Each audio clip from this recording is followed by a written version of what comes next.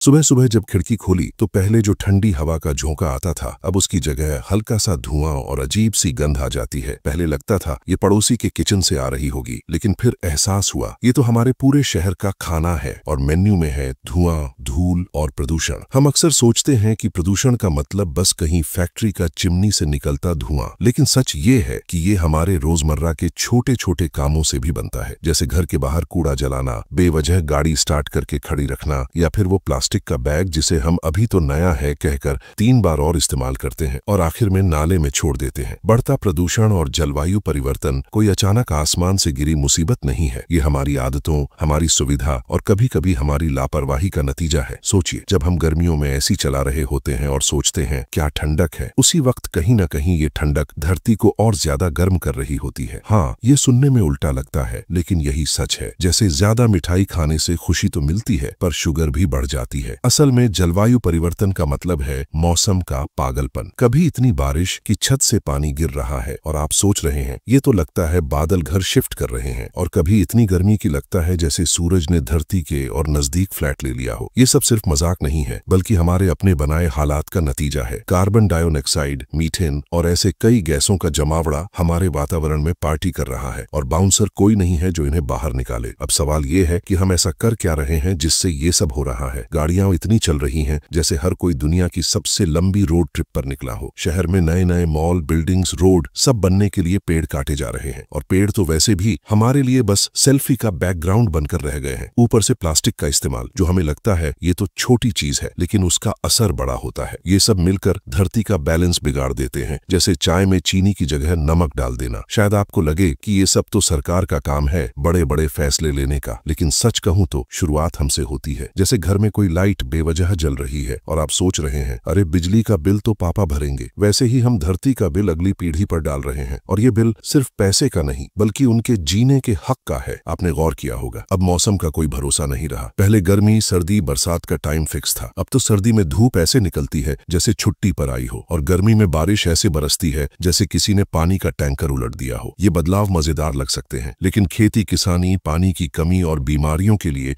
ये बहुत गंभीर असर डालते हैं। और हाँ, प्रदूषण का असर सिर्फ बाहर के वातावरण पर नहीं, हम पर भी सीधा पड़ता है। सुबह दौड़ने निकलिए और महसूस कीजिए, सांस लेने से ज्यादा मेहनत तो उस हवा को छानने में लग रही है। हमारे फेफड़े ऐसे काम कर रहे हैं जैसे 24 घंटे एयर प्यूरिफायर हो, बस फर्क ये है कि इनका कोई फिल्टर बदलने का ऑप्शन नहीं। यही वजह है कि दमा, एलर्जी और न जाने कौन कौन सी बीमारियां आजकल आम हो गई हैं। अब एक दिलचस्प बात यह है कि हम इंसान बड़ी अजीब सोच रखते हैं। हमें लगता है कि ये सब बदलाव धीरे धीरे होंगे तो हमें क्या फर्क पड़ेगा, लेकिन हकीकत ये है कि जलवायु परिवर्तन की स्पीड उतनी ही तेज है जितनी तेजी से मोबाइल के नए मॉडल आते हैं। अभी आपको लगा सब ठीक है, और अचानक एक दिन पानी की किल्लत, बिजली की कटौती, या फिर इतनी गर्मी कि घर से बाहर निकलना मुश्किल। मुझे याद है एक बार मैंने एक बच्चे से पूछा, तुम्हें क्या लगता है बारिश क्यों होती है? वो बोला, क्योंकि बादल नहाते हैं। सुनकर हंसी भी आई और दिल भी डूबा। सोचिए, अगर आने वाले सालों में बच्चों की यादों में बारिश एक कहानी बनकर रह जाए क्योंकि असल में वो दिखे ही नहीं, तो ये कितना डरावना होगा। हमारे आसपास के छोटे छोटे बदलाव भी बहुत कुछ कहते हैं, जैसे